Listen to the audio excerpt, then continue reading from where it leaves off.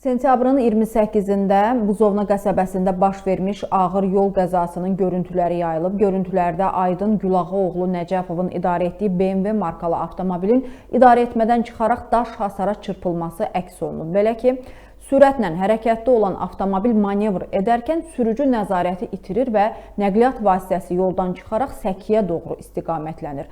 Ağır xəsarətlərlə xəstəxanaya yerləşdirilən 35 yaşlı Nəcəfov gecə saatlarında vəfat edib. Qeyd eləyək ki, hadisə ilə bağlı Xəzər rayon polis idarəsində cinayət işi başlanılıb, araşdırmalar aparılır. Görüntülər var, izləyək.